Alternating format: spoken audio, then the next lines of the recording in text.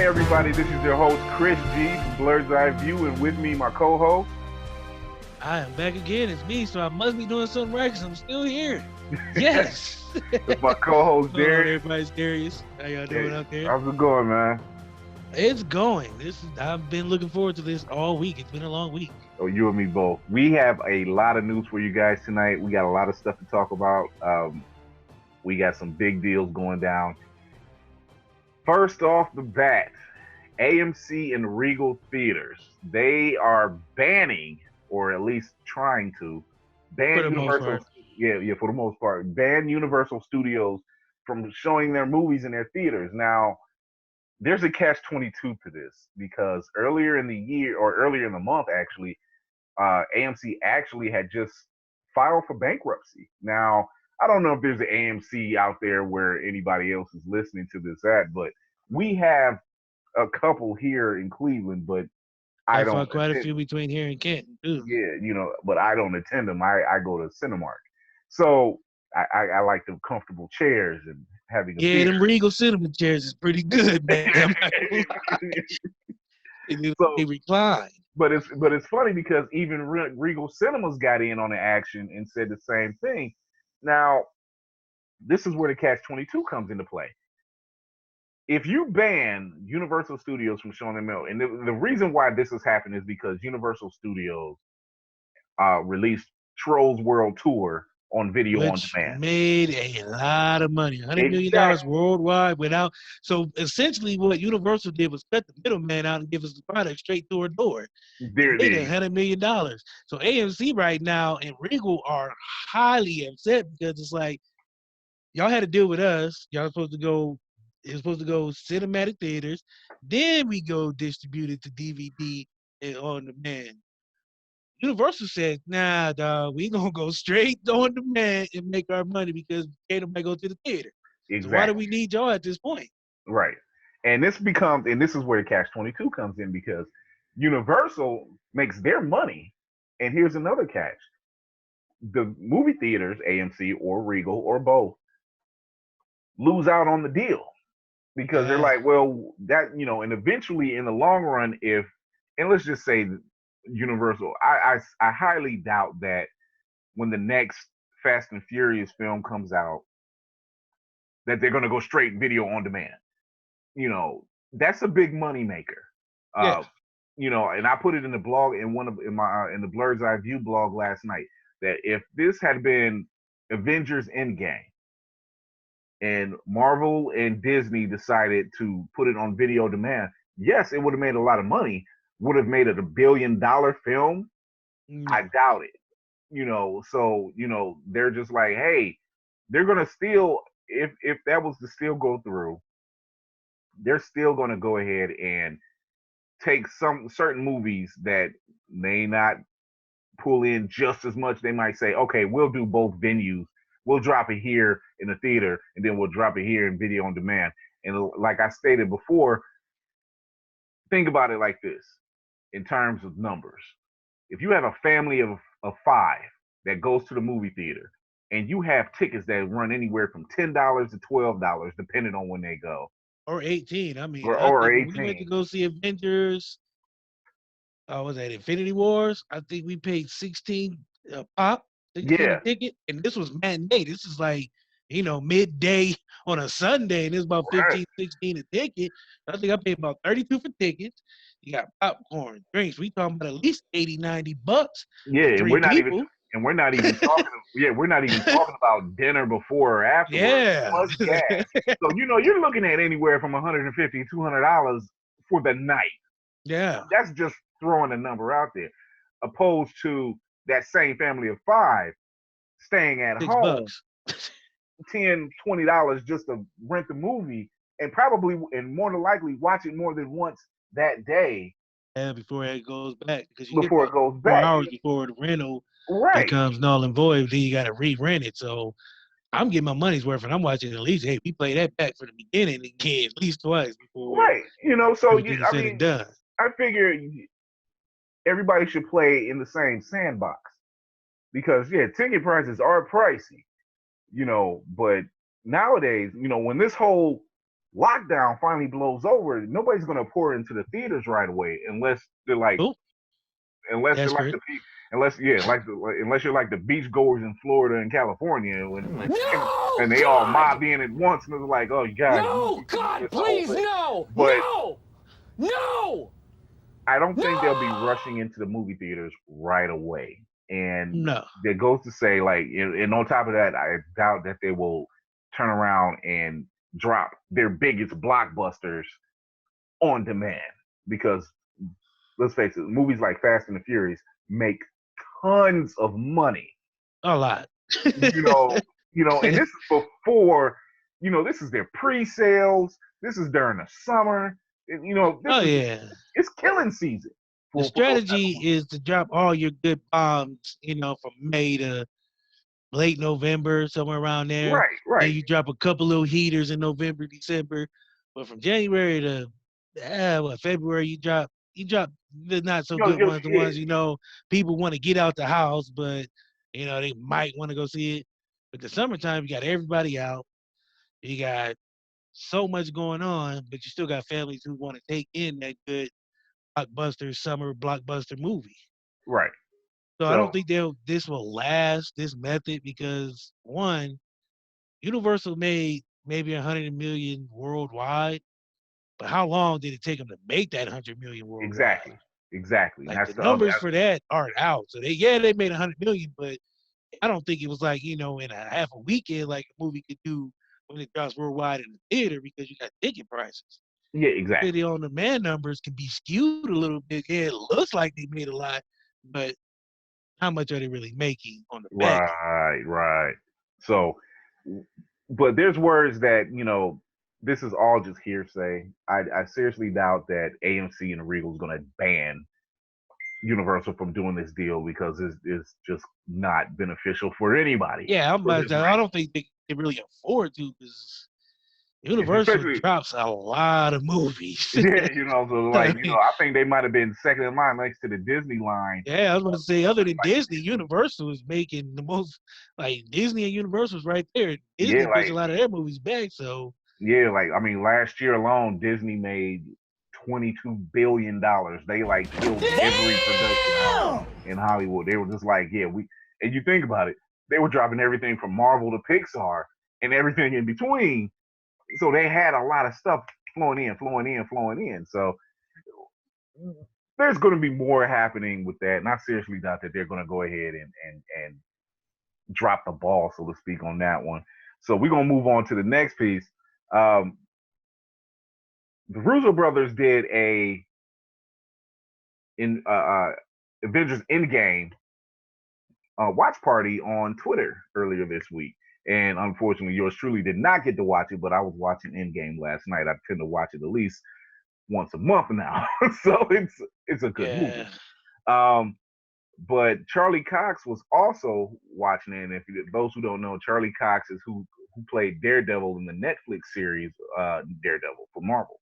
And if anyone has seen Spider-Man Far From Home, they know that, spoiler alert, Spidey's identity gets revealed. So rumors started running about him getting a lawyer in somewhere, and if you're a big comic head like myself, you know that lawyer that he goes to is Matt Murdock.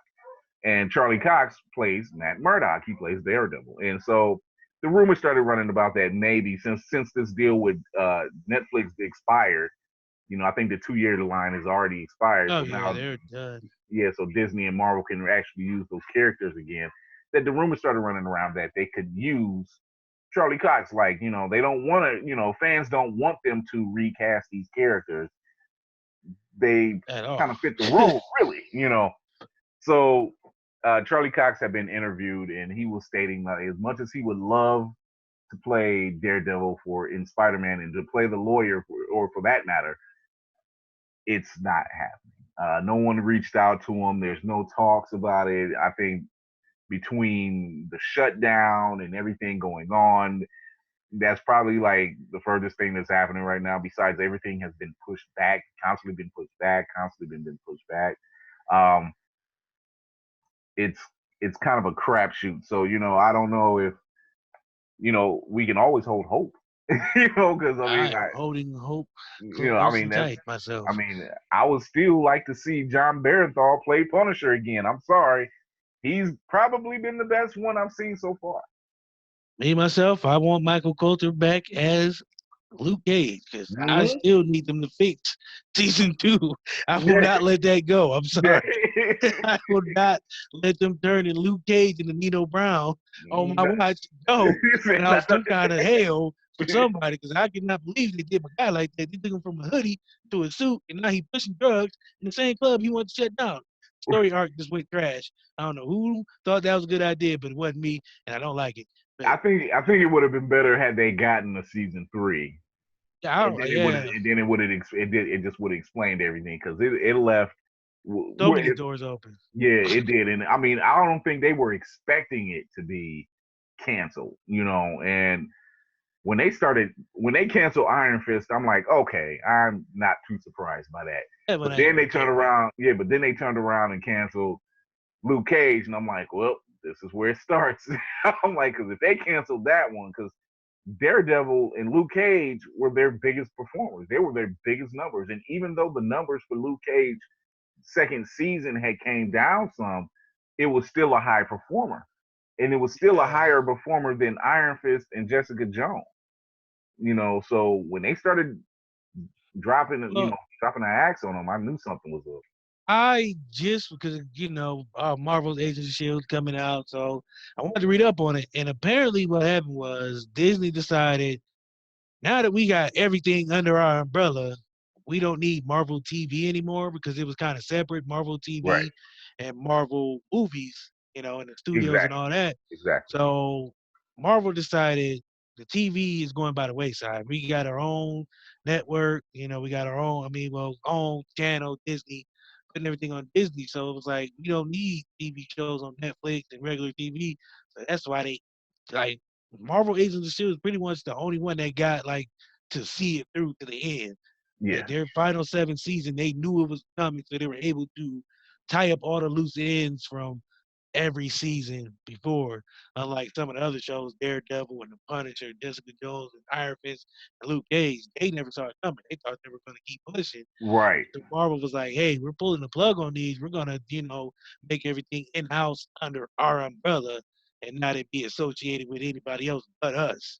Now that we have all these characters.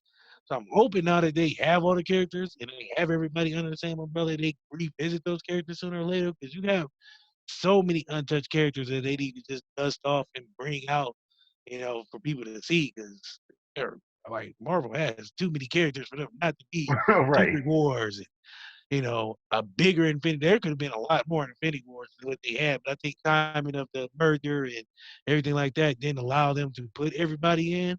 But going forward, we better see some more characters. Y'all got too many characters sitting in the closet. See, what was going on was, and I noticed that they were shutting down, like they were supposed to have a Ghost Rider series on Hulu, which Disney Yeah.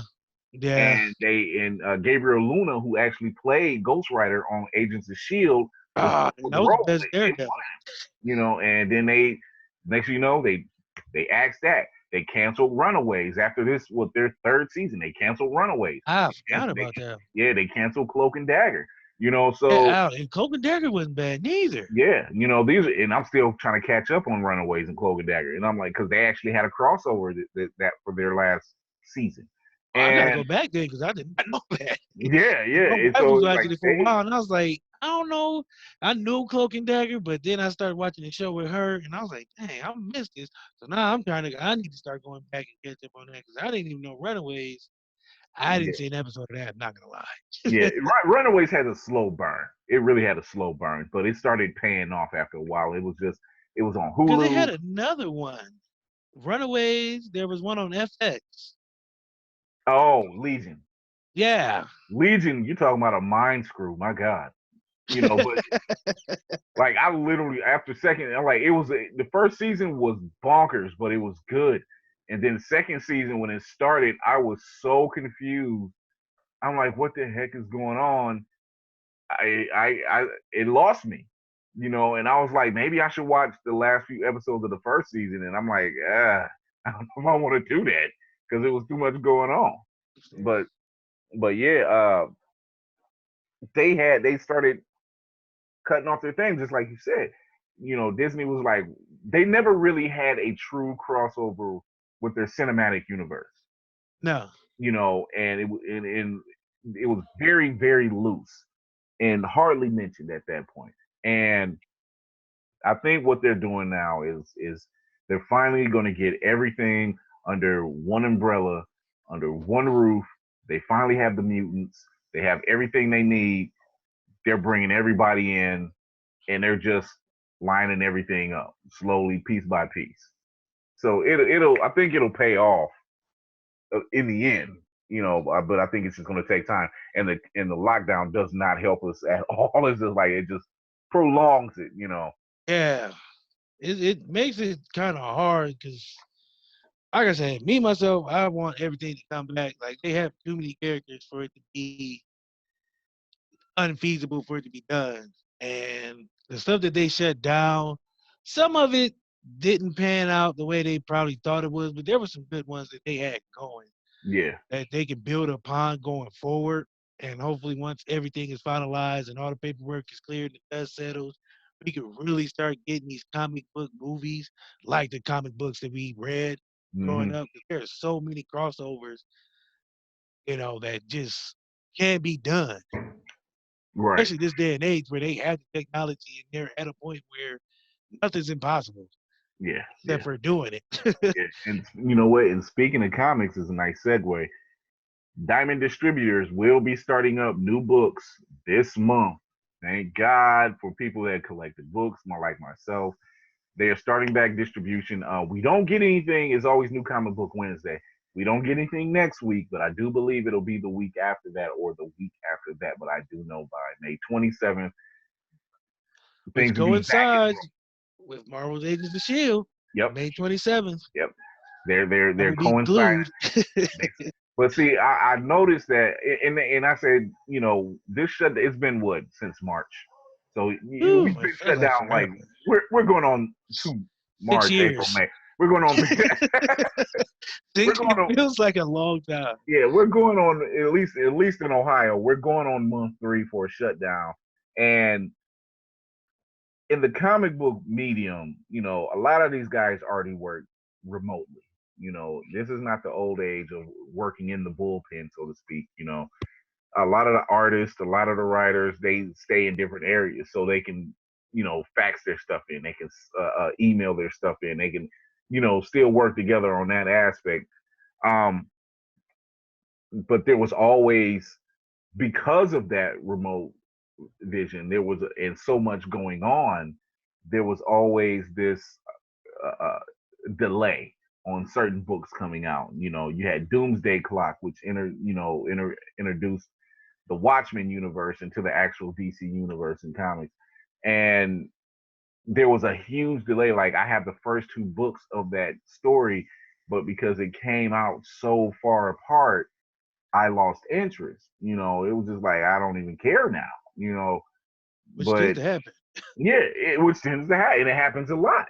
So you do have a lot of books that get delayed or pushed back or whatever the case may be. But I think with this, few months that's been off across the country, in most cases, that this has allowed people to kind of hunker down and Makes sense. get some projects done, get some things taken care of, and actually walk some stuff out and be able to actually get the stuff out on time. So once this thing opens up, you shouldn't have a reason why you shouldn't have another book being delayed, at least not right now, because by the time the stuff starts coming through, they're already on another story arc. So they should be already ahead of themselves, I would think.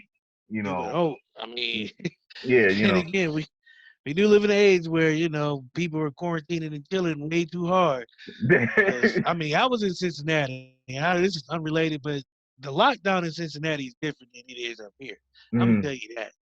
I went to go get some fish, and I had to go to an ATM. The only ATM that I could find was at this park. They were doing Shakespeare in the park. I'm talking 50 to 60 people on rugs and just laid out like a normal day. Like we're not on quarantine, like 50 to 60 people. like just laid out Shakespeare in the park. And I'm just like, man, they do not care. Let me get my money and get out of here because I do not want any parts of this. Because I had visions of, like military police paratrooping out the sky. And I've seen too many movies to, what I'm saying, where it'd be like a mutant lockdown and they just start wrangling people up. And here I am just trying to get some money for some food and I get locked up with them. Well, see, like I've always said that this whole virus, lockdown, quarantine, whatever, I said any person who's read comics most of their life and watched film and television most of their life, I said this is every single sci-fi and horror movie that is trope that's happened. I'm literally waiting on the girl to run down the street and fall and break her ankle, and I see her a horde of zombies mob her, and I'm just like, well, she shouldn't. I'm waiting on that Jacoby awards, where they just start knocking on people's door like, you coming with us, and they start taking out people thinking they mutant or something. Like it's too weird and there's too much going on. And it's just like I watched too many movies for this. I've watched too many movies. I've watched too many shows. I'm waiting on Ghost to knock on the door and be like, hey, man, we need you for the Avengers initiative. So just like something crazy right. might happen, man. We're putting a team together. We're putting a team together, and we've been watching you, Which I'm just like, oh, I was waiting on you guys. What the heck? Nick Fury, director of S.H.I.E.L.D. I'm here to talk to you about the Avenger initiative. But now you're Inhuman, like something like that. Like it's just weird how this stuff just came out of nowhere like a Terrigen mist. Like the Terrigen mist, right? The Terrigen mist. It's infected everybody. And if now the Inhumans are coming out. Like right. Like the ones who have the antibodies, they're the ones that have the abilities. Yeah, I'm just waiting on to see what my ability is. Like my quake, can I control telekinesis? Like what can I do? Like I don't want to have the ability of just thinking of crackers and they just appear in front of me. Like I don't want no stupid superpowers. That's if I'm gonna get the Terrigen mist, I want something that's useful. I don't want to be the Great Lakes Avengers. Let's put it that way. No, I don't want no goofy powers. It's like I also don't want to be what's his name? Yeah, Jan and Jace, the Wonder Twins. I don't want to be this goofy Wonder Twin where he was just like a puddle of water or a tampon or something. He was always something goofy. Right. Like, Jan had all the good powers. And then Jace was like form of bucket of ice. And I was like, what are you used for? You're useless. Like it made him useless. I'm like, it wasn't until Justice League Unlimited where they actually took a stab at showing the twins and they made him a little bit more of a badass. And yeah, because everywhere else he was just like goofy. Like she was like a pterodactyl. He was just like an octopus or a fish. And then she'd be like a white tiger, and then he'd be like a worm. And I'd just be like, dude, don't just be just like she don't need you anymore. Just give her your ring and let her hit it together herself. Right. Like, at this point, you are useless, man. Like Marvin and the dog was more useful. Yeah, like didn't they have a monkey too or something? Like he was more useful. Yeah. Blip. Yeah, Blip was more useful than the Jace, man. He was just like useless. Like, oh my god, that guy was horrible. And I love how Robot Chicken actually pokes fun at that. The guys over Robot Chicken poke fun at like he turns into a bucket of water and somebody jumps down the toilet or something. It was like, oh my god. Yeah, they had him turn into a tampon or something. Like it was just like crazy. Oh man. Well, like, I'll be in here later. Right. Like, ew, that was creepy. So this weekend, guys, would have been Free Comic Book Day across the country. I for one, and Black Widow, in the release of Black Widow, I for one am disappointed. I am at a loss because this would have been this is the Oscars for nerds. Let's just put that out there. We thrive on Free Comic Book Day. And as you know, here, our local bookstore, they have a midnight party on Friday. And it's always a Star Wars theme. So may the 4th be with you. Oh yeah, it is that time of year. Exactly. Oh, yeah. I'm rocking my Boba Fett shirt today. It's gonna be May. Yeah, it's gonna be May. As Justin Timberlake. I'm rocking my Boba Fett shirt today. Tomorrow's gonna be my Rebels t-shirt. But this would have been the weekend where you get to talk shop, you get to hang out, you get the free stuff, and if you're anything like the store I go to, they had they had two themed beers every year. It was always wrapped around something that was coming out. And I'm sure that this year, since it would have been the release of Black Widow, there would have been some kind of themed beer for that. And it'll probably would have been like a Russian ale or something like that on top of that, or some kind of vodka. Couple Widowmakers. Yeah, some kind of Widowmaker. Oh yeah, Widowmakers. Yeah. And so it's there's a lot of fans who are kind of at a loss, but Disney Plus came in on the clutch and decided to release the final installment of Star Wars over the weekend. Now, I'm not sure if I think it's not up until, what's today? Today's the second. So it might show up tomorrow. I believe it's going to show up tomorrow. And I can't wait. Let's just face it. We need something to keep our minds off of the dredge. The dredge. It's hurtful, actually. It is horrible. It is. Today here in Cleveland, they did a soft reboot. Soft reboot. They didn't open everything. They just partly. Yeah, just partly. And they did like a soft reboot, and certain places are opened, and good Lord, Clevelanders, I love you, but at the same time, some of you are just, you got to think, man. You got to. Well, I'll say this: if Cleveland did a soft reboot, then Cincinnati was a full-blown glory hole. I'm just gonna say that. It was people everywhere. I mean, Jesus Christ. I mean, there were people, like I said, Shakespeare in the Park. I was downtown. We were standing in line because the fish place was only letting people one in at a time. So we're talking about a line at least 10, 20 people deep. We're talking about people walking up and down the streets, this park. I mean, 50, 60 people. And they were, just having a good old time. Like, we were never on lockdown. Like, they woke up and they was like, hey, we're free. Give us free. And they just started running. They was just like crazy. So Cincinnati just didn't care. Cleveland was a softcore reboot.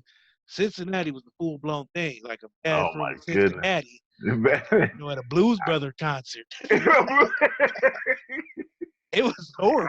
It's kind of disappointing because me and my wife went to the store. We had to get a couple things, and amazingly enough, we were able to get some bleach wipes. I was shocked. We got them from Sam's Club. I'm like, oh, treating those like TNT. Yeah, I was like, get them. They hard to come by right now.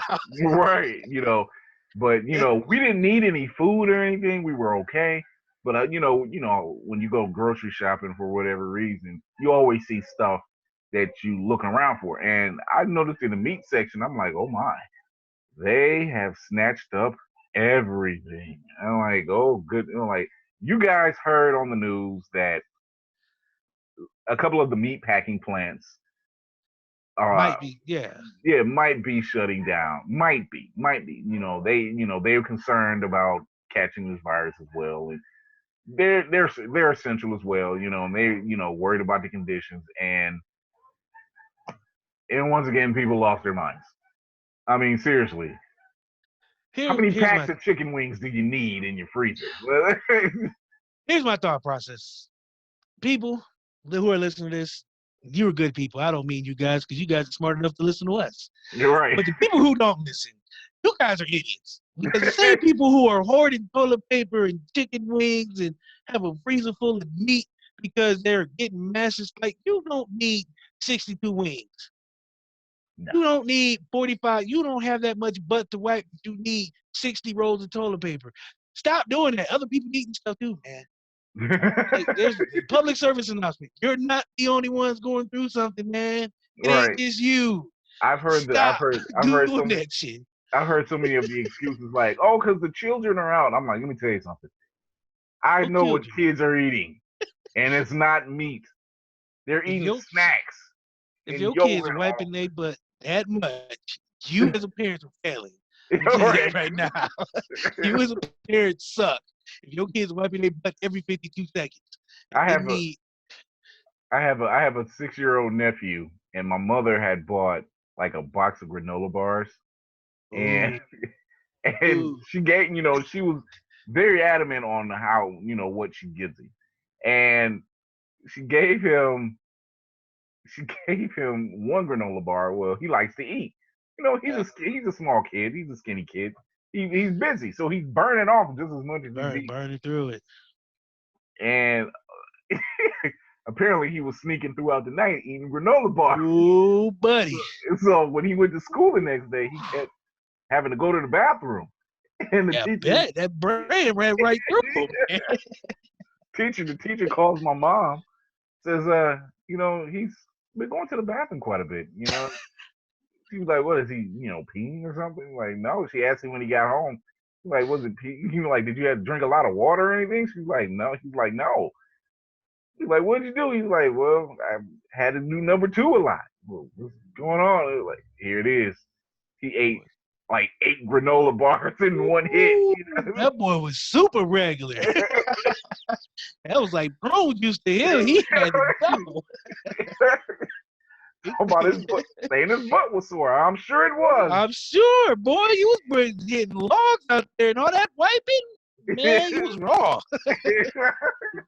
When Hart say he had a raw butt. Preparation H, here we come. Yeah, he could have been a spokesman for a week. Preparation H, one of them super donut cushions. Oh my goodness! But I had a big laugh off of that. That doesn't mean out there people that are listening to us to go out there and hoard toilet paper. Hoarding. Like that makes no sense to me. I don't know how people be like, I have a respiratory infection. That means buy all the toilet paper and chicken. That don't make sense. Y'all should buy like Mucinex and face mask and Purell and wiping down your house, and y'all got chicken and butt wipes. Like that just don't add up. Like I don't know how. But y'all suck. If y'all got listen to me. Listen to the sound of my voice. When the apocalypse comes, do not come to my house because y'all got toilet paper and chicken. They're gonna eat y'all first. I'm telling you that now. Right. When the zombies come, everybody got all the good stuff. Y'all need to survive. Do not come to my house talking about, oh man, I didn't know what to get. This was your opportunity to learn survival skills. I believe this is your opportunity to learn survival skills. If you buy toilet paper and chicken, you're going to die first. I'm just sorry. I'm sorry. There's no way around it. Right. I have to tell you guys the truth. We here to tell the truth. Toilet paper and chicken are not survival tools at all. And that's coming from your 2 hosts that have watched enough horror in sci-fi films. Like toilet paper is not the winning. Chicken is not even the winning solution at this point. Bullets won't even survive at this point. Like unless you know how to make more bullets. Unless your name is Eugene and you know somebody by the name of Rick Grimes, it doesn't help. No. It doesn't hurt to have those things. But if you're just stocking up on toilet paper and chicken and guns and no bullets, you're gonna die. I'm sorry. Exactly. Put it to you like this. People are surviving off of water, substance of food, canned goods, the good stuff. Toilet paper and chicken ain't it. Well, that is our spiel. I'm sorry, we had to let that go. Yeah, that was our spiel on going to Walmart. We needed that out of our system because I have some really insane stuff. I go to Walmart. This guy had a cart full of nothing but meats and toilet paper on the bottom. You are going to, first of all, the toilet paper is not going to help because you're going to be so backed up from all that meat. You're not even going to poop. It's going to be stuck in you. Like, you had no juice, no milk, no water. What are you going to do? It's going to be stuck. You should have got his number. I would have told him to get a box of granola bars. That would have helped you. He's going to be backed up for, and I can tell you. All that meat. He's what Mr. Glass called, David Dunn, you're on the other end of the spectrum. He's going to be sitting on the toilet on that spectrum too. All right. He's nowhere for a while. Well, our main topic for the night. Our main topic for the night is the good, the bad, and the sequels. We all have been watching superhero films for a very long time. And there's a certain formula that comes into play when it comes to a lot of sequels. The first one is always really good. The second one always either a standout film or it might bomb. And if it makes it to a third one, the third one is normally the swan song or the swan dive. Depends on how you're looking at it. So myself and Darius, we have a list of films that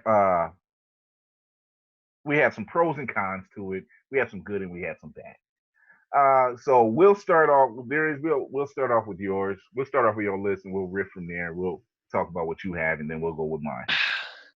See, my criteria, I follow the same criteria as him, but my main advice to anybody making a sequel is don't screw it up.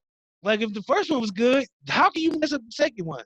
Like whatever you did to the first one, do that, but kind of switch it around and find a new character, story arc and everything like that. But you can't mess up the sequel because the third one nobody's gonna watch unless it's really highly touted and everybody's talking about it. But with that being said, because I like to feel like that, I like to give preference. I did a 5 good and a 5 horrible. So in no particular order, but they're Well, kind of are you order. wait, hold on. Before you go on, are you gonna go like all good and then all bad, or are you gonna go good and then bad? I learned as a football coach and a manager, you have to do a crap sandwich. So you give some good, you put a little bad under there, then you give them some good, and you build it up. So it's gonna be a crap sandwich. So I'm gonna go one off. It's a so Dagwood. For my It's a Dagwood. Yeah. So I guess this would be 10. Yeah. I guess but it's really 5 for the good. Would be Captain America: Winter Soldier. The first one was good. They built on the story arc in the second one. They kind of picked up where Cap left off when he was woken up, and then we find out Bucky is there, and we find out Hyde is there. So they really had some great fighting scenes. It really told the story. We were introduced to Sam, who was Falcon. We had Black Widow in it. We had Doctor Big Head. I can't think of his name right now, but it kept where it picked up where one left off, which to me is how you do a sequel. You either pick up where you leave off, or you kind of pick up in the near future, unless you're making a prequel. Then you go backwards. Which is what Winter Soldier did. It picked up where it left off, but it also picked up in the future or in the present for his case. And it kind of went in the past a little bit and told the story where Bucky's been for the last 40 years or 90 years. So, I mean, it did both. So, for me, that worked. Here's the majority. Here's the fun fact about Winter Soldier. A majority of that was shot here in Cleveland. Yeah. Right around the corner from the local bookstore. It was very intense. The scene that the main scene that they shot is the scene where he's on the bridge when he's breaking out of the Triskelin. And he's facing off with the giant aircraft with the motorcycle, and like Cap literally takes down an aircraft with his shield, a motorcycle, and his wits. And you're not gonna talk about how unconventional that was and unlikely, but again, superhero movies they go by a different set of rules when you make them, so you can bend reality a little bit. But we all know, I'm sorry, shield ain't taking down no chopper, shooting bullets at you and missiles, and you're on a motorcycle in a mask and a tight leotard. It's sad, but still love the movie. That one scene just kind of bent reality a little too much for me.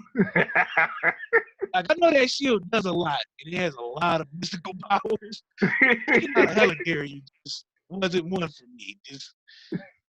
But yeah, the movie was still great. My favorite scene was the elevator scene, the fight scene where it's just like, oh, so we're really gonna do this? Anybody who wants to get off, you better get off now. And if you notice in that scene, there's a couple of the guys were just like, oh man, this is Cap. I really don't want to fight Cap. But if I wanted to get off, but they was way in the back, so they couldn't get off. It's like stuck in the back. He's like, "Hey, can I? I can't get off." He literally tells them. He tells them he's like, "Hey, anybody want to get off now?" Like they were like you said, they were stuck in the back, and they were like, "Well, this is a Hydra." Like, man, if y'all look closely, it's a couple dudes who kind of flinched like they wanted to go, but were stuck because there was too many people in front of them. Right. You're welcome. He's like, they were still stuck when he was like, look, I'm just trying to get by. I wasn't trying to fight you. You still got a knock in the face. I know me. I don't care. Hey, Cap, hold on, brother. I'm not with them. I just have to get on because I need to get upstairs. I don't know what y'all got going on. I got these papers to file. I got requisites to, I got stuff going on, man. I got copies to make, big series on my butt. But, hey, I got to go. Hey, I get out before y'all will do. Let's just be glad the guy who's playing Gallagher up there. Oh man, that wasn't guy wasn't on the elevator. He was on the helicarrier though in Age of Ultron. Yeah. He's lucky he didn't lose his job. He learned his lesson. Right. What else you got? Unfortunately, guys, I got to go a little negative here. So for me, 9, which would be a miss and a horrible, was Captain America. I mean, no, sorry, Iron Man 2. Okay. Iron Man 2 story lost me so many times. Was he sick? Was he not sick? Was he poisoned? Was he crazy? Who's the guy with the whips and chains? There's Natasha. It was all over the place. And I really, like, the story, I guess, was cool. But for me, it just felt like the villain wasn't worth the time. He was like easily defeated. Yeah, he was like easily defeated. I don't have a problem with Iron Man 2, but I get what you're saying. When I think of Iron Man, Whiplash, even though that is one of his villains, yeah, I don't consider him his main protagonist. I just don't, I don't consider him a movie type villain. He's cool for the comic books, maybe, a TV cartoon show or something like that. Maybe even a live action show, but we're talking 2 hours of a movie with a guy with electric whip. We could have went somewhere else with that. Like, we could have had a different character. That's but in the way they changed it up a little bit near the end. And then he didn't have he had a red costume in the comics, Yeah. He had the long blonde hair. It was up in the ponytail. He had it made him goofy. Like, he looked like a dominatrix guy. Like, he just had like for me, the juice wasn't worth the squeeze. Like, it just felt like a waste of 2 hours. Like, and that's just me. Like, it's just my opinion. We don't share opinions. And, well, we share opinions in the beginning, so we know what we're talking about. But what I mean is, my opinion wasn't swayed. Yeah, I'm not trying to sway anybody, guys. If you don't like what I'm saying, I totally appreciate it. But we're here for opinions. This is our opinions. And my opinion is that movie fell short of being a good sequel. And that's what we're talking about. Okay. Iron Man 1 was good. We'll get Iron Man 3 somewhere else in the list. So, okay, moving on. Good was Logan. I'm not sure if it's a sequel. Well, actually, I guess it is because you had. It's a combination. It's a combination. Because you had so many different X-Men movies, so I'm not really sure if it's a sequel for the origins of Wolverine or if it's just X-Men sequels. But you know what? For me, it made the list because it was actually well done. Mm-hmm. There's moments in it that you really felt for Logan, especially like towards the end. Oh, like, God. It was. I'm tearing up a little bit. I'm not gonna lie to you, man. It was run because that movie, and I don't like really seeing like Logan humanized, like comic book characters humanized because we just talked about the Whiplash and how they did him. But the way they did Logan, it wasn't like a regular like, oh, we're gonna make him some just everyday average guy. They showed the decline of what happened to him throughout his existence. From the accident, and I always get that word, I just can't say it. The metal in his body. The adamantium. Yeah, adamantium. Yeah, it started to corrode in his body and it started killing him from within. And even with his healing powers, he still was, kind of declining. Yeah, so, because like they said that I remember them saying that the metal degrades. Yeah. After some, for so long. Well, this guy's lived over 200 years. He's like He's well over 200. He's probably closer to 3. And like that metal was not meant to be designed. Like any metal corrodes over time. And here it is. It's something it has a shelf life. Yeah, it had a shelf life. And even he was just like, look, I'm literally living longer than the metal is supposed to be in. But the problem is it's stuck inside my body.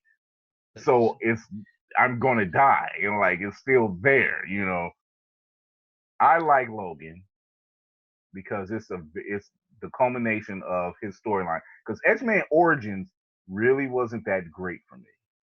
And I wanted to put that somewhere on here only because I had this thought. They had that great montage in the beginning, them going Yes. throughout the wars. Yes. And I read somewhere and I kind of agreed with it. They should have took them montage and stretched them out Mm-hmm. from the beginning of the first war he was in all the way till the last one. You If know, they took, because if you they could have did, had Captain America. He was probably was at World War II with Captain right, America. right. Could have had that crossover. And, but at the same time, at that time, Fox Studios owned Yeah. the right. And Well, I get that part. in hindsight, it feels so great to be able to say that and read that because I read it somewhere and I want to get a guy credit. I think it was on like a Screen Rant or something like that, but it was just like the movie missed the mark because it was pretty much them retelling the same story we've been seeing in so many movies. Yeah, and here's the Again, thing. it was the best part where they showed the wars, and then after that, it was like, okay, he was Project X. Yeah, they fought. Okay, now they're introducing some girl, Myra. They could have done it. They could have done it in the same vein as Captain America: First Avenger. And actually, that's what the guy said. They could have done it because they already done a historical movie, war movie, and seen that it does work. Because Captain America is pretty much the war story of World War II and what happened.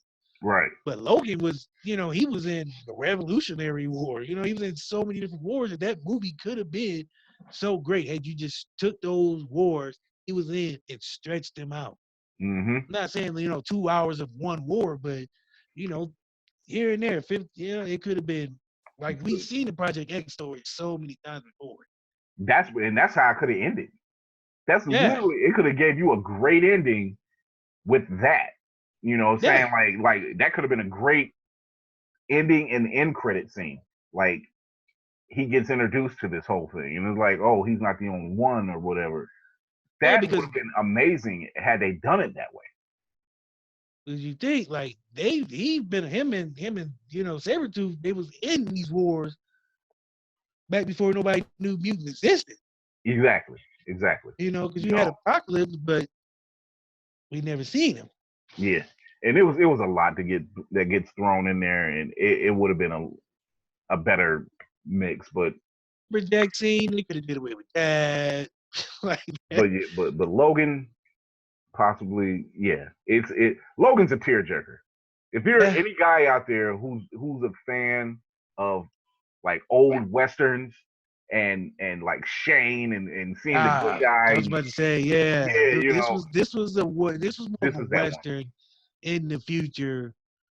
Except for Logan wasn't swinging guns, he was slinging claws. Like he was at sheriff did the OK Corral and the Last Stand, and it was just he was the hero who was tired of being the hero. And he wanted to hang up his guns and he just wanted to go on a boat and just sail away, but they kept pulling him back in. Yeah, and the further he tried to get out, the deeper he got back in. And it took one little kid to literally change his entire outlook, and he finally got it.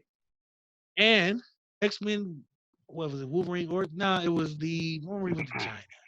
Wolverine. Yeah, the Wolverine. Yeah. Girl foreshadowing like a mug. She said, "I see you dying with your heart in your hands." I never realized what that meant. And that's what it was. That's what he died with her in his arms. Yes, it took me for so long because when she said it in the movie, she was like, "You die. I see you dying with your heart in your hands." And I'm just like, what does that even mean? I would have thought that meant like a woman he was in love with. Like, oh wow. I thought she literally meant like somebody's gonna take his heart out and place it in his hand or something. He was just gonna have his heart in his hand. But I watched Logan, and it took me a couple times of watching it to actually think back to that and recall it. That's great foreshadowing. That's what I'm saying. Exactly. That's because the first bird's eye view, everybody. We got a great foreshadowing moment here. Because Wolverine was on TV, and I think I just watched Logan. This was like 3 or 4 months after it came out. Mm-hmm. So I watched Logan again, and this might have been actually when it was like on TV. Logan was on TV. Matter of fact, it was a marathon. They had the Wolverine marathon. They had X-Men marathon. Wolverine came on. I watched it. I'm like, oh, yeah, the heart in the hand thing. Okay, I didn't see this movie about 6, 10, 12, 11 billion times. Yeah, he's going to die with his heart in his hand. What does that even mean? Logan. Wow. Like my 5th or 6th time watching. Wow. It to the end where he's dying. And I'm like, you son of a bitch. I'm with you, Rick. That's what she was talking about. Because he was Wow. dying. And I don't know if you guys haven't seen this, whoever's listening, if you haven't. Spoiler alert. Spoiler alert. It's several years old by now. Yeah, by get on now the you should ball. have seen it, but whatever, everybody lives under different times nowadays. But yeah, so he's literally dying. And I'm like, wait, his heart's not in it. Oh, crap, the girl. Oh my God. Yeah, That okay. just I'm made not it gonna that cry. much more heart wrenching. Good Yeah, Lord. I'm not gonna cry. No, there's dust in the room. That's all. No, I'm not crying. Yeah, no. It's Good, dust good. from all the fighting he was stirring up. Oh man. Let's move on. Okay. Negative. Batman vs Superman: Dawn of Justice. Oh. I don't know what they were thinking. I don't know who sequel or prequel or whatever this was, but it sucked. As a Superman fan, I like Superman. As a Batman fan, I kind of like Batman. As a story guy, that story was horrible. Lex Luthor knowing who both of them are and pitting them against each other. And then Wonder Woman came out over, and then we have this low budget Doomsday. Oh God. It looks like a Ninja Turtle without a mask. Yeah. That Doomsday was such a huge That was disappointment. horrible. BVS is the combination of like 3 storylines. And it shows because they tried to tell all 3 at once. It was the Zack Snyder. Here's the thing with Zack Snyder. Visually, great storyteller. Visually, it looked great. It did, except for Doomsday. Except for Doomsday. And I got where you were trying to go with it, but you were doing way too much, and it shows. It shows, and it was just like, oh man, I'm like, and it's very bold because we had just gotten Man of Steel. Yeah. So it was very bold to turn around and say, all right, the next time he comes out, we're killing. Yeah, and he's fighting Batman, like right. off top. He's coming back to die and fight Batman. So it felt like he was just like had the storyboard, and the storyboard just kind of got flipped, and they just spent it. It was like whatever it lands on, that's where we're gonna shoot today. Because it just felt like it was. I mean, they in the beginning they tried to tell the story because again, for me, a prequel, you have to either start coming from the beginning or go back to the end, so we know why you're giving us this movie. So it started off what happened from Batman's perspective on when Zod and Superman fought. I'm cool with that. Exactly. And then it got kind of weird. From there, it got kind of because Lex Luthor was the absolute words. Not a fan. And then he was kind of like a cross between Joker and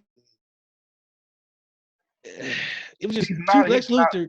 He's not a Luthor that in all my years of watching any Superman medium. No. He's not a Luthor that I am really I've never seen Luthor portrayed that way. As a goof, he was like a goofball. Yeah, and it was just like he was very frantic. Yeah, and like I've never seen Luthor. I've never seen Lex Luthor in any form, whether it's cartoon, whether I'm reading a book, whether I'm seeing it on film. I've never seen Lex Luthor frantic. His mannerisms was off. Yeah. They were trying to give. I don't know if they were trying to give him like this different type of personality because it's not until the end of Justice League at the end credit scene that you get a Luthor that you're used to seeing. Yeah, like cold, calculated, like with a plan. Like Lex Luthor to me is cold and calculated. Like they had this guy just all over. He was like a manic depressive. Like he was just like all over the place. He was goofy at some points. He was just like it felt to me like his voice was skipping throughout the movie. Like, and I don't mean like skipping. Like I mean like you see a person skipping like they're happy. That's what it sounded like. It's like he was like too dope. Like he was just too happy to be here. Like that's not Lex Luthor is cold, calculating, demanding. He knows what's going on. He has command of the room. This dude was just like.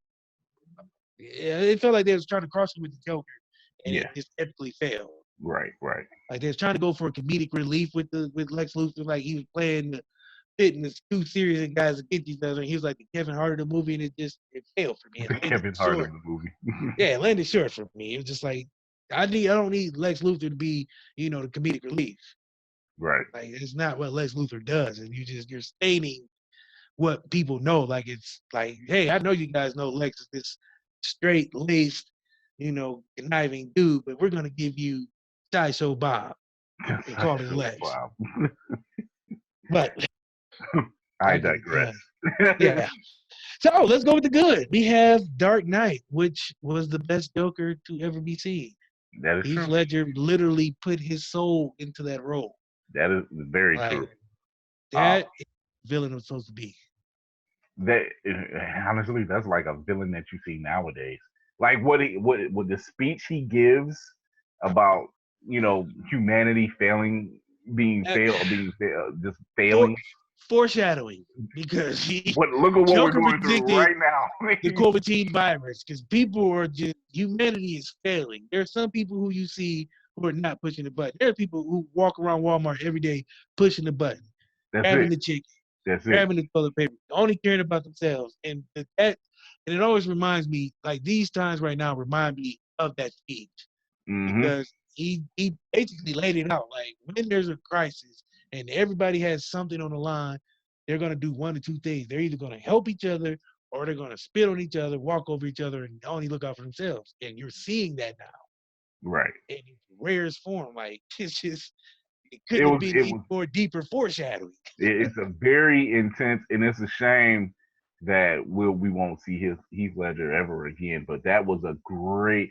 And don't get me wrong, I love Jack Nicholson. Oh, Jack's in a different category. Exactly. People try to say who's the better Joker, and it's like you can't put It's like saying that Jack Nicholson and Heath Ledger are better than Mark Hamill. You can't say that.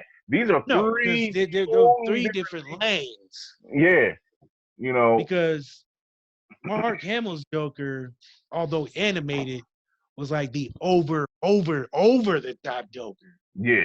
Then you had the anarchist. He's the true. Yeah. You don't know where he's coming from. Like everything is no rhyme, no reason. Everything's the joke. He was a true insane criminal clown. Right.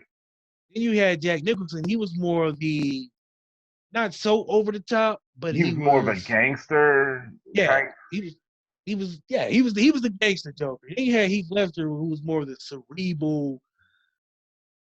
Not so crazy, but I still do off the wall things so you know that I am who I am. Yeah. But his Joker did I'm showing you that humanity is screwed. It's true. I'm just telling you what it is. It's there in front of you. I'm not the bad guy. I'm just showing it to you. That was his whole. Yeah, that was that. Yeah, he was. And if I had to sum it up, that's what he was like. I'm just showing you what I already know. But I want you guys to see it from my point of view. So I'm going to do what I know and bring it out of these people. Right. Show you I'm the truth of what I'm saying. Like people are all terrible. Yeah, and he was very close to making that proven right too. He was very close. Yeah, some people want to push that button. Yeah, like the one guy who kept talking all that trash. He was like, "Well, nobody else is going to do it. I'll push the button." And he gets up. He can't even push the button.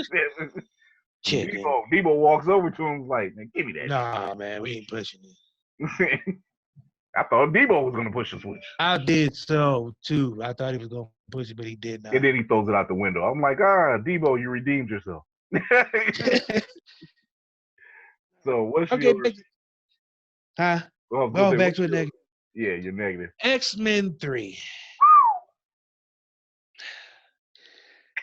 I don't even have a real excuse. Like, I just did not like that movie. That's on my list as well. So, that movie, talk about all over the place. Like, I don't know what they were going for with this movie. I still, to this day, can't tell you the plot or who was what or what it was even about. I think that was the one with the Cure. Yeah. And Phoenix. Yeah. And the big old war between the Brotherhood and the X-Men. Like, it's Archangel. It was a lot. It was a lot to unpack in that movie, and I just didn't have time for it. I'm sorry. That film. Oh man, I'll tell my bad about that one when my role comes around. Because gives me a headache. That movie gives me a headache. I'm sorry. Back to the good. Thor Ragnarok. Oh yeah. Gave us so many good stuff. It gave us a glimpse of Planet Hawk.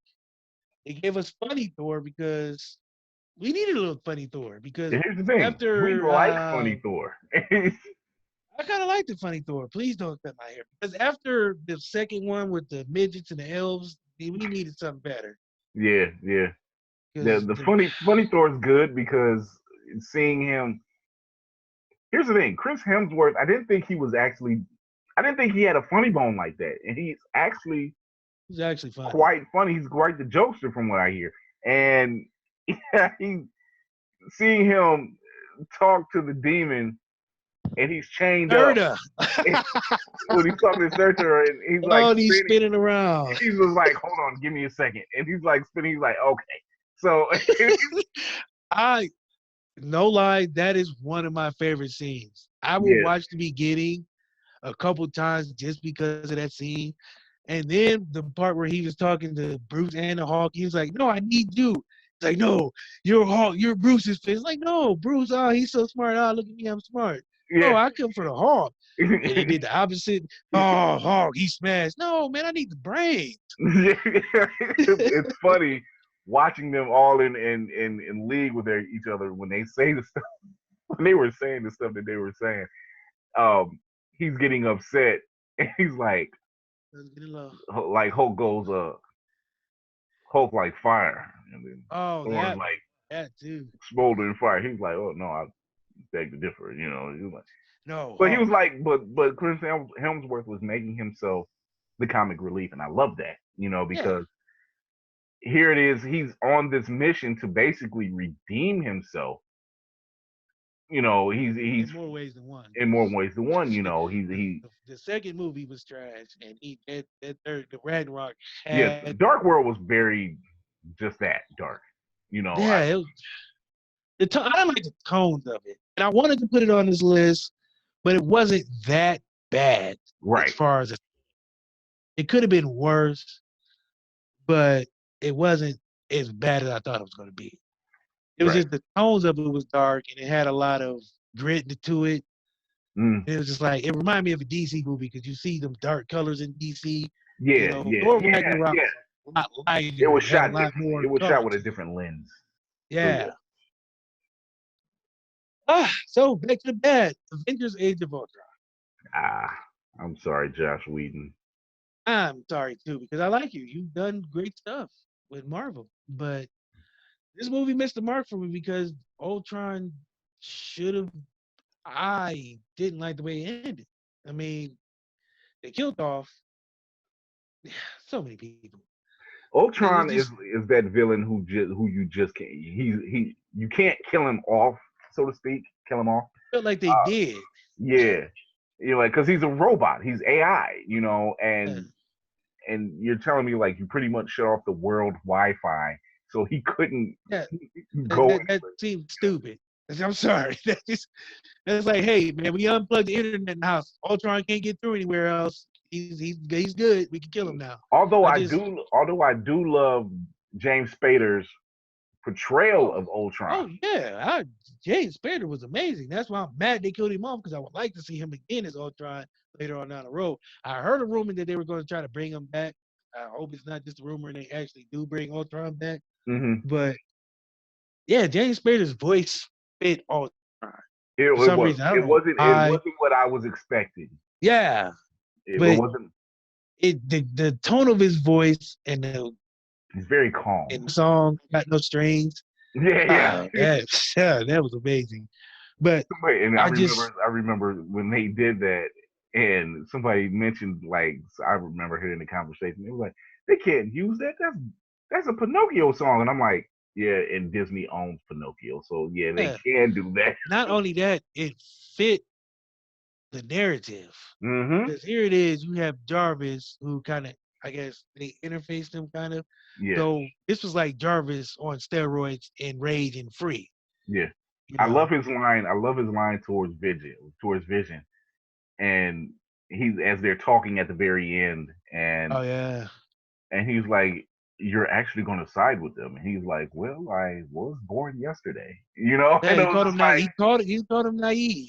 yeah, it was like, you're so naive. He's like, well, I was born yesterday. And I'm like, that's a nice Like, play of words because it's true, you know? He was just literally was born. born yesterday. Yeah. But But it had good fight scenes. It was filmed, bro. It's just I did not like the end, and that's what kind of threw it on the list for me because, again, if you watch Disney XD has the Avengers, and I didn't see Ultron come back like 60 times in that cartoon. oh yeah, oh yeah, Like, oh yeah, every time he turned around, he's coming back, yeah. and they didn't leave. It didn't feel like they left the door open for him to come back. Mm-hmm. It's So it like was a miss. it's like you just get rid of him for a while. You know, it's Yeah, like a virus. It's literally like a computer virus. It's like if you, you wipe him out, but he's somewhere else in some part of your system, and he just pops up out of nowhere later on. right, Oh, right. Stay away from Pornhub, children. yeah, that Ultron lives there. Right. So for me, and if you don't know me, number 2 is Deadpool 2. Surprise! Like Wade Wilson. I personally love Deadpool 2. Out of all the movies that you could watch, for me, Deadpool 2 is that one that where I need a go-to movie and I know that I want to laugh and I know that it's gonna be good. I can watch Deadpool 1 as well. Deadpool 1 and 2 to me are at the top of my favorite Marvel movies. And that's just me because I side with the Deadpool character because he talks He's a trash. funny. It's And Ryan he's a Reynolds. funny character. Like Deadpool even is in the Ryan Reynolds. comic books, he's funny. Like Yeah. it's just something because he's ambiguous. Like you don't know what he is and what he's about. Because he has those sexual innuendos that go both ways. Like he's talking to his dude. And It's like, he's a nut. And the yeah, thing it's just about, and like like in the books, in the comics, for those who don't know, Deadpool in the comics is one of those characters who breaks the fourth wall. every And time. and And it's that's another because reason why I like him. he knows, and he does it in the films a lot. He Oh, a knows he's in a lot. movie. He knows he's in a comic. He addresses the reader, and like all the other characters he's involved with, you know, they're just thinking, you know, when he addresses the reader, he's like, you know, the other characters around him, like, he's just a nut. You Yeah. know, and he was just like, oh, no, I'm not crazy. The guy is reading the book right now. And he does the same thing in the film. And that's Even what I they had a love about video game. it. Yeah. There's a Deadpool video game. And he Fun. does it in the video game. Yeah, it's fun. Oh, Only problem was fun. they didn't have Ryan Reynolds do the voice for it. Right. They did make mention of him in the game. Exactly. So it was like, because I think there was one point, like towards the beginning, it was like, hey, Deadpool, you're a game now. Who would you like to play? He was like, I think Ryan Reynolds, but I think he's already done it once. So I don't know. I'm just like, okay, this is tweaky, but I love Deadpool. There's no doubt about it. Here's a fun fact about Deadpool 2. He actually does the voice of Juggernaut for Deadpool. I did 2. not know that. Yeah. I'm gonna have to go back and watch it now Yeah, because I think I read that somewhere, but I was like, that can't be true. Yeah. But He was stated as like Ryan Reynolds is just a funny character. I was like, right, he's a national treasure now. Like there was he is after, he's up there with Betty White. yeah, like protect them at all costs because I want to see them actually do another movie together because the movie they did together was pretty funny. Yeah. With Sandra Bullock, The Proposal. Oh yeah, The Proposal. Yeah. That movie was funny. I love that movie. That movie's fun. Watching, and it's funny because he fought tooth and nail for Hugh Jackman to play Wolverine again, which he actually does in Deadpool 2. And he it was this big viral campaign. Like Hugh Jackman would be like overseas in some hotel because, you know, he's this Tony Award winning Broadway actor too. You know, the guy can sing and dance. And, you know, it would start off with Hugh Jackman in his bathrobe inside his hotel room, you know, addressing his fans, and then he's like, he's singing something. Yeah, he comes out of nowhere. He's in Deadpool costume doing a sing along, like interrupting the sing along. He's like, come on, Hugh, come on back. And he literally, campaign, man. and in Deadpool 2, we finally get Hugh Jackman one last time to portray Wolverine, and it's glorious. The scene itself was fantastic because I laughed so hard that it took me having to view it again because I laughed so hard I couldn't hear what was being said. Oh, yeah, the cutscene. I'm like, what? The cutscene, yeah. At the end. Yeah, it was. That montage is glorious. It was. But it's just me. It is the best. It is the best end credit scene I have seen, hands down. That and the song, but the song is what got me. We belong together. Yeah. We belong to the night. And it's just going through. He's going back. I'm glad he shot himself when he was about to do Green Lantern. You're welcome, Canada. He shoots he shoots the other Deadpool from XMen Origins. Yeah, it's just me. Pop, pop, pop. I was like, oh my God, you're going back. We're gonna name our kid Cher. I have to kind of watch that tonight. I'm not gonna lie. Deadpool 2 is fun. It's funny because you see there's a tonal difference from 1 to 2 because 1, they didn't have the budget. No, they didn't have the budget. They actually, and I don't know if you know this, I don't know if everybody else know that, but the trailer that they shot originally to get that movie greenlit had they shot like the opening scene you see in Deadpool 1. Yeah, he actually shot without Marvel at all. Yeah. He fought for Ryan Reynolds ever since his portrayal as Wade Wilson in X-Men Wolverine Origins. He wanted to which do the people real loved. They loved that he showed up, but then you destroyed the actual character later on. But he had been fighting tooth and nail for years after that because that was him. That was his role. That was what he was built for. And he fought for that role. Like he out of his pocket fought for that role. And he also leaked the demo reel. Yeah. Like nobody knew what happened. He came out like on Instagram and was like, "Hey guys, I did it. It was me." And they were just because I first saw it on, I believe it was Facebook, and it was like, oh, somebody just leaked this trailer for Deadpool, and I think it's Ryan Reynolds, and oh man, we need this movie. And the groundswell from the people was so big that they had no choice but to make this movie. Yeah, that people is marketing. That's it. And it took the guy to play the role to say, look, I know this is not how this character is supposed to be. No. He's supposed to be like this, and I like playing him. Let's face it, Ryan Reynolds has always been Deadpool. Every movie. Van Wilder was Deadpool in college. Yeah, that's it. Before he became a mercenary. Was Deadpool before he met Vanessa. Like, this is all, we can do this all day. And like Ryan Reynolds, the bodyguard was Wade Wilson before he found the X-Men. That's it. It's funny. It's so funny. I love Deadpool too. It's really good. I have to watch it. I want to. I see that some more of that. Yeah. What else? I have one more, and I have 2 honorable mentions because I just had to. Amazing Spider-Man 2. All right. Jamie Foxx and the mechanical rhino and that weird lizard goblin thingy flying around, and the death of MJ, who Spider-Man killed with the whiplash, killing her. But you mean Gwen Stacy? Yeah, Gwen Stacy. Yeah. Gwen Stacy. Yeah. We're not gonna blame Spider-Man because he's a hero, but he killed her. But that's neither here nor there. That movie to me. Who am I to judge? He killed her. Whatever. He did it. I mean, the web. She would have died if she hit the ground. She didn't hit the ground. Her back broke. Yeah. But whatever. Whiplash is a mug. Centrifugal force equals mass plus weight times the distance. But we all took that in high school, so I'm not gonna we're not here now. We're not here doing schematics here. We're just whatever. We talk film and comics here. Yeah. So, but the movie was it was hot garbage. All right. It left a lot to be desired, especially since the first one was actually decent, even though we've been seeing this story rebooted 60 times. Yeah. It's amazing how they did it. Jamie Foxx as Electro. I liked him as Electro.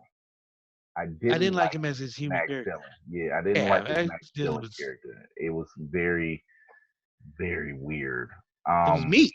He was like meek, and it was just like they project. I just want to be noticed, and I'm like, I don't he know. had a hard on for Spider-Man. It was just like mildly, weirdly obsessive with Spider-Man. Yeah, he was standing pretty hard. Now, don't get us wrong when I'm about to say this. We're grown men and we're obsessed with him. But in this movie, he was just like a little too. Yeah, he was too freaked out.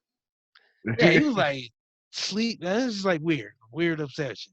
Right. But and then what was that? Harry. I didn't. The guy who played Harry the guy who played in Chronicle. He just looked at weird from the beginning. The weird cousin in Chronicle. He looked at weirder with the green whatever. I think it's something Zahane. Something Zahane. That's his name. But it just that version of the Goblin, he looked like a meth head or something. Yeah, he looked like he was looking for a hit, not Spider-Man. Yeah, and it was like, man, you look sickly. Dude, you look rough. Like he just came off a 24-hour bender and just forgot like, to change how many clothes. 8 balls did you do, dude? It was like your teeth look rotten. Oh my God. I was like, man, he must have been in Canton. Like, that guy must have been in Canton for a week because he looked horrible. Man. And then the Rhino. Let's get on the mechanical suit with the midget inside of it. Paul Giamatti, good. Fantastic actor.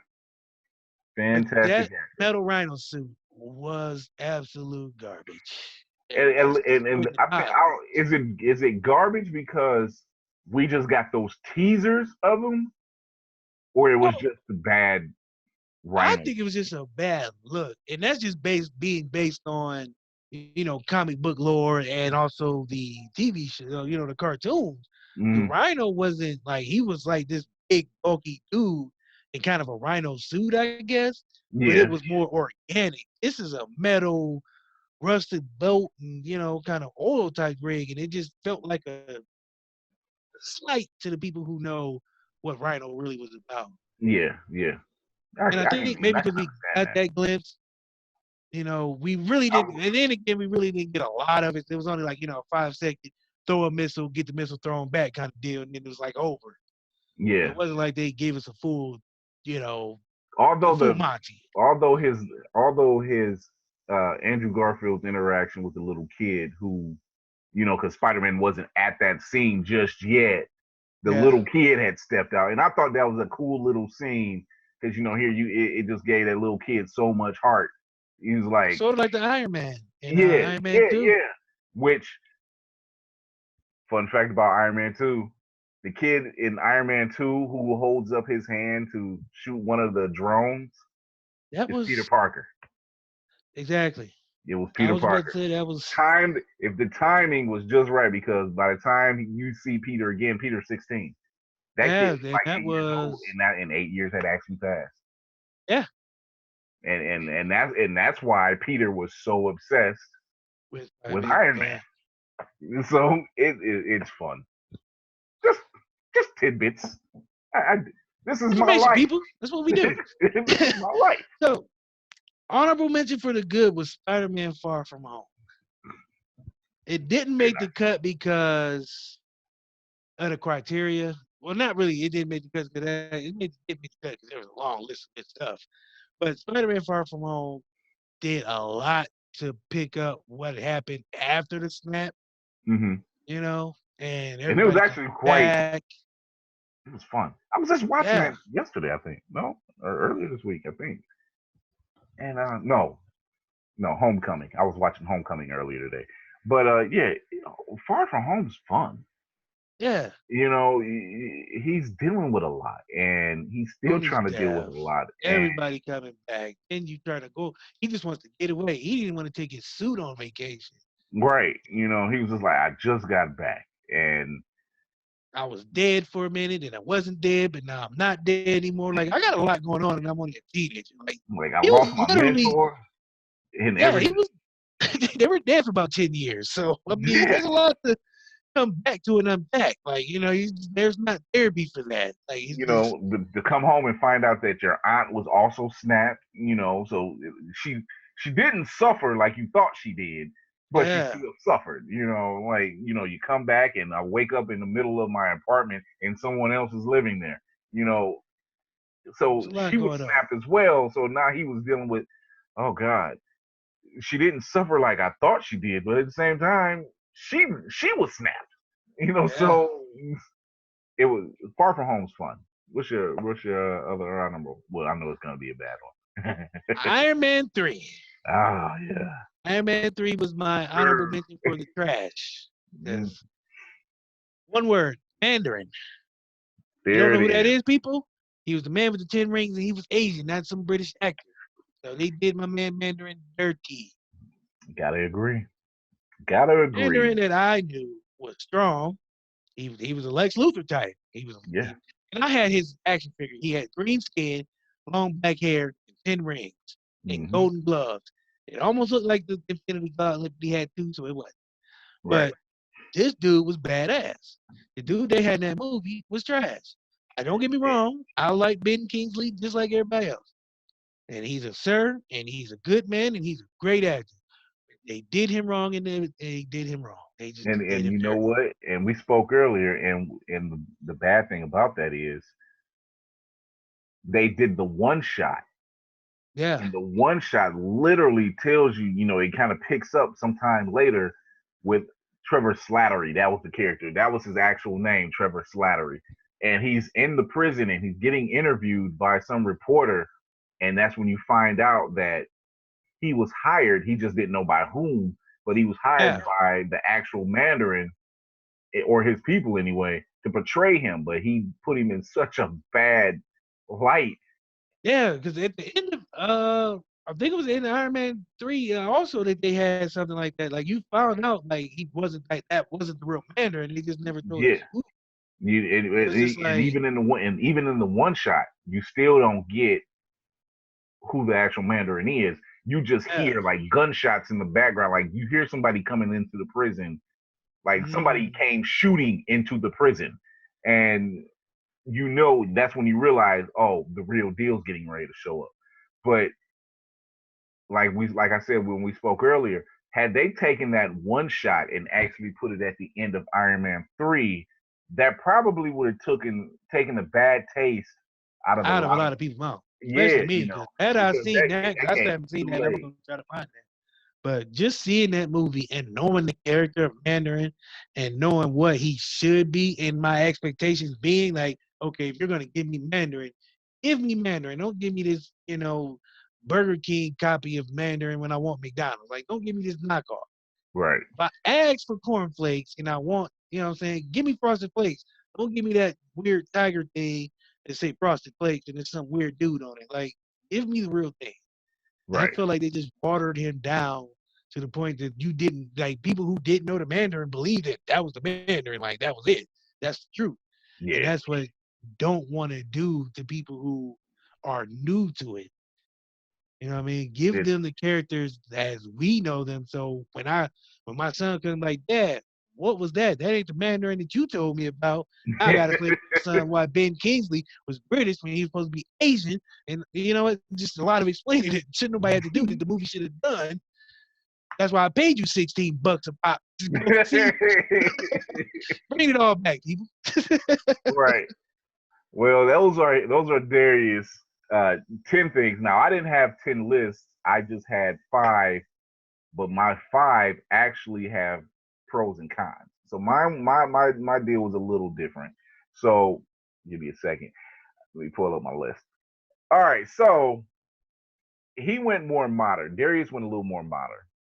I did. I'm going a little more old school. He's going to definitely. Yeah. Spoiler alert. If you guys aren't ready for this, this is about to get really intense. So I'm sitting back. So I'm going to start with Superman 3. Superman 3 with Christopher Reeve and Richard Pryor. Here was the bright spot for Superman 3. There's a scene where Superman, actually in the film, Superman gets exposed to this man-made type of kryptonite, which has a totally different effect on his psyche. which it doesn't weaken him. It literally splits his psyche into two. So he becomes basically he basically is a dick. You know, he's flying around. He straightens out the Leaning Tower of Pisa. He's drinking whiskey. He's shooting peanuts into a mirror with his fingers and breaking a mirror. Like he's a pure downright dick. Absolutely. And he's, but the scene that stands out in this whole film is there's a junkyard scene. And in the junkyard, he's literally fighting Clark Kent. Now, if they were to do that now, it would probably be better visually. But back then, they didn't have the technology that we have now. Oh yeah, so you had to do the so he fight was so he was physically fighting Clark Kent. When in reality, what they were trying to convey was he was fighting the mindset. He was fighting himself in his mind and trying to win himself out. And it was just knockdown, drag out. Like Clark is getting it handed to him, and it was the Clark that you see, like the slunched over, still got his glasses, still getting tossed around, but he keeps getting up because obviously he's Superman, and he wins out in the end. And you realize that this was all in his mind. He was still battling himself for dominance. He was basically working out this kryptonite, this bad kryptonite, he was working it out of his pores. It was like he took a really bad hit of something. Oh. And now he's going through withdrawal. He's got to fight it off. You know, the shrooms went bad. Yeah, the shrooms went bad. You know, and so that was the bright side to Superman 3. But here was the downside. That was the pro. Here's the con. The con. We didn't have a Lex Luthor. We had a totally different guy. I can't remember the actor's name. That was gosh. And he's a known actor. He's Gene Hackman. Yeah, it wasn't Gene Hackman, but it was a totally different actor. He wasn't even playing Luthor. It was another type of businessman he was playing. That this guy was playing. The actor is dead now, but it wasn't Luthor. It was some kind of dispute with Gene Hackman at the time, and he didn't want to play Lex Luthor. It could have been a contract situation. Who knows? But the other con to that. Oh, Robert Vaughn. Robert Vaughn, that was his name. And the other con to that was it was Richard Pryor. Now, don't get me wrong. I love Richard Pryor. Richard Pryor is probably one of my favorite comedians of that time. But also the thing at that time was Richard Pryor as an actor, his star was starting to rise. And they kind of built that film around him. You know, they showcased him. And it was just kind of like, okay, you made it more of a comedic film and you were kind of running out of things. And the honorable mention to that movie is Superman 4 Quest for Peace. Now, that was more of a labor of love for Christopher Reeve. That was, at the time they were getting, at the time I think Ronald Reagan was our president. And they were getting rid of a lot of nuclear weapons. And there was this whole thing with nuclear weapons going about and getting rid of all this stuff, all the missiles and all this stuff that would make the wars even worse. And Christopher Reeve, as an actor and as an activist, he was very much against using nuclear weapons in the wars and everything. So he wanted to get rid of a lot of that stuff. So they kind of built that story around Superman getting rid of all these missiles and everything else. And guess who shows up again? They finally figured out the contract, and Gene Hackman's Lex Luthor shows up. And imagine that. Yeah, imagine it. But they make the worst villain for Superman to fight. He's like this, I don't know, blonde-haired sun god or something. It was a horrible looking costume, but we get introduced to Lex Luthor's nephew, Dickie, who's played by John Cryer.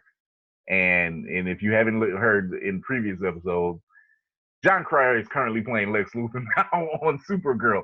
So Full it's circle, a nice people. full circle situation that goes on there, and it builds itself. It's fun. So my next film is Captain America from 1990. Now, that one, yeah. So here we go. Spoiler alert. Here's the pro for that particular film. Now, that Captain America was played by Matt Salem. Here was the pro for that film. It was probably the most comics accurate Captain America suit that I've seen. With that being said, it was also latex. And if there are any cosplayers out there like myself, and you've used latex, imagine latex all over. That is a tight fit and a horrible sweat. Oh boy. It's the type of sweat that if you take off your mask, it's pools of it. And it dries just as fast and it's horrible.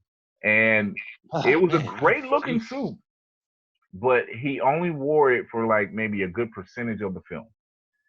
And it was just really, it was bad. You know, the Red Skull we got he started out German, but then later on, like, I don't know how he lost that accent, but now he's an Italian fascist. And he had the worst plastic surgery job I've ever seen.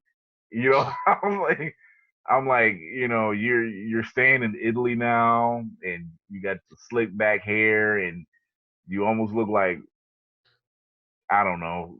Did he really have a red skull though? Because I'm confused now. I can't remember if he did in the film or not. That's how long it's been. But I don't remember that one. I remember the Italian Red Skull. And to me, that's just an oxymoron. That just don't sound like it's supposed to be right. It was like, oh nothing god, about that sounds right. He had this whole thing where it was like it was the Red Skull, but he had a bad paint job. Yeah. And it was like, oh well, and you've been living all this time, and nobody's noticed. And so like, what are you, a used car salesman? You just got a bad suntan? Like, what the heck? It was all types of bad. My next one is Fantastic Four 2005.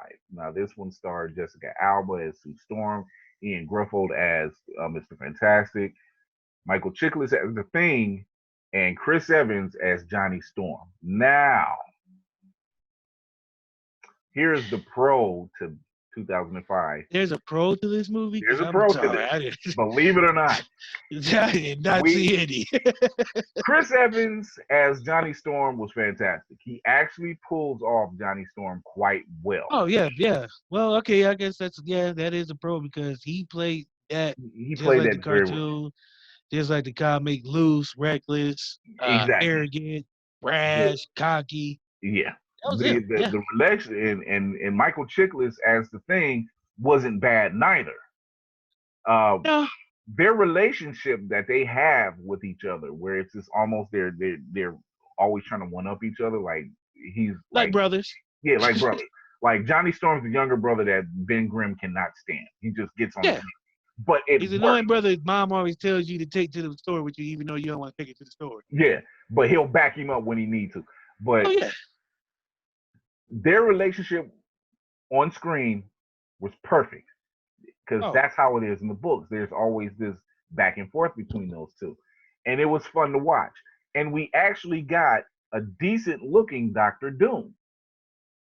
Now, let's flip it on the backside. We got Dr. Doom, who didn't have an accent. They say he was from Latveria, but he had no accent. He was too calm. He's played by the doctor from Nip Tuck, the lady. Yeah, that is where he was from. So, he would have these short outbursts of anger, but he's not the Doom I know. He's not the Doom I read about, whom, by the way, is probably one of my favorite villains. He's not would be up there.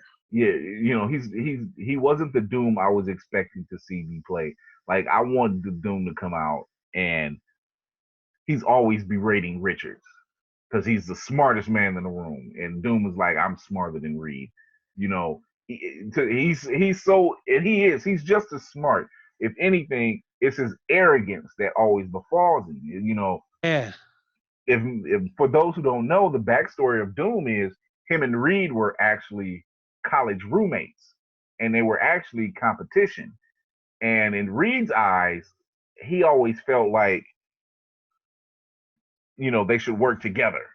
But Doom always felt like he's beneath him. You're beneath me. I don't need your help. You're not smart. To the point where the calculations that Doom would make, Reed was trying to point out, hey, you missed a number, or you didn't carry something over. And Doom was like, you don't know what you're talking about, which results in an explosion that burns his face. And so, and Doom was considered this handsome man, and he leaves. He gets kicked out of the college. He leaves. He runs into some monks somewhere in the Himalayas, and he's so vain. Even in the movie, he was quite vain. But there was scenes where he was trying to fix his face. Yeah, always looking in the mirror. Yeah, but he was so vain in the books. He was so vain to the point where, his face was damaged. He wasn't disfigured, and but he wanted to cover his face up. And the monks made him this mask, and instead of him listening to the monks to wait for the mask to cool, he still puts it on his face and damages it even further.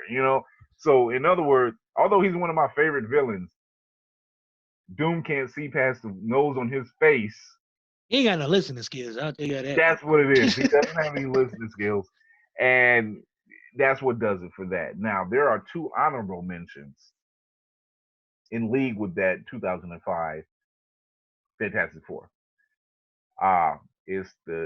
Is Fantastic Four number 2. Actually, it should be 3, but it's Fantastic Four 2, where the pro in that one, once again, is Johnny and Ben, and the Silver Surfer. The con is Galactus, or lack of a Galactus, because what we got in that film was garbage. We got a shadow. We got a shadow. We got a galactic. We got a galactic or a cosmic storm. I don't know who the hell thought this one up, but that was the worst.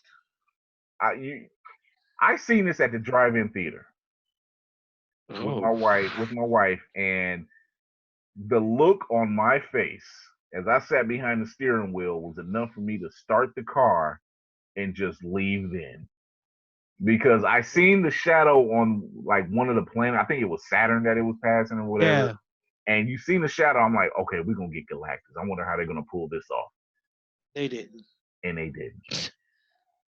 And I was so pissed. I was just, that one made me upset. And then the reboot for 2000. Oh, that's not reboot. See, I almost forget that they that's gonna be a whole nother show. The reboot. Let's talk. Let's shallow dive into the reboots. We're not gonna do a deep dive. Whew.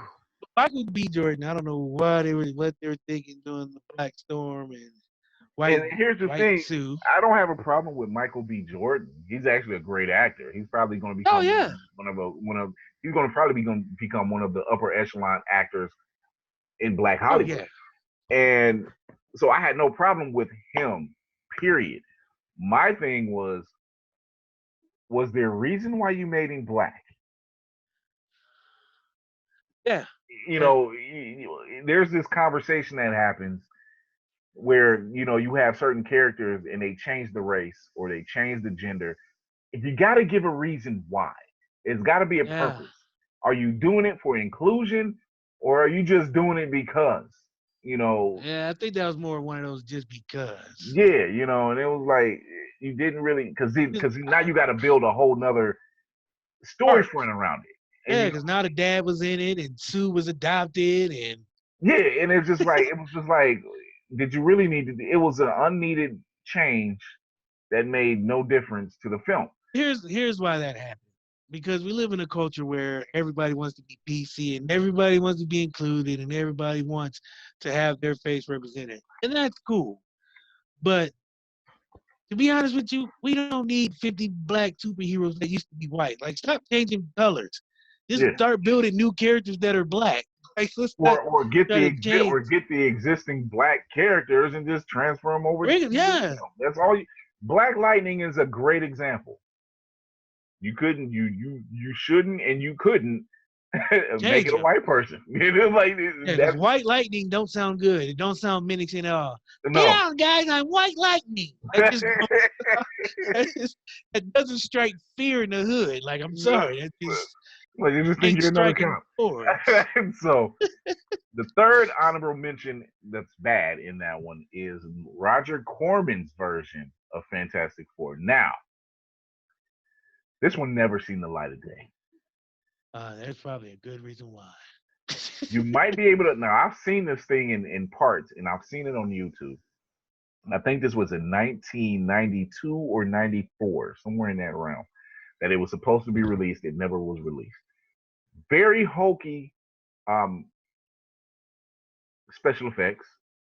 When I say hokey, I mean like Mr. Fantastic's arm stretching ability looked like somebody took a rubber glove and a broomstick and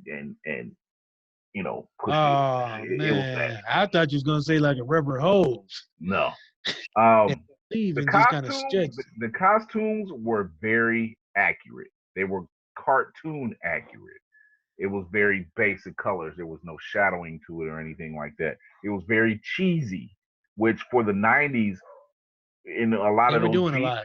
Yeah, it was a lot of cheese. Remember those Thor and the Flash and all that back then? Yeah, they were very cheesy. The Thing, it was really bad animatronics that they had, but it was the Thing. Doom actually looks like Doom. Green hoodie? Yeah, green hoodie and all. The mask was fantastic. I was actually surprised. I'm like, wow, the mask worked. And I think by the time the 2015 version of Fantastic Four came out, and they showed the 92 or 94 version, it didn't work. People were more in tune to saying, and there were memes going around on Facebook, they were more in tune to saying, we'll take the 90s version over this 2015 version. So there was that. On to my next one, which we spoke about earlier, X-Men 3 Last Stand. The floor is yours. There are two scenes that really stand out to me, and these are my pro scenes. The two scenes that stand out to me that were probably the better scenes was we finally get Kitty Pryde. Yeah. They kept teasing Shadowcat. They never really gave her scenes, but we finally get Ellen Page as Kitty Pryde, and she was actually really good.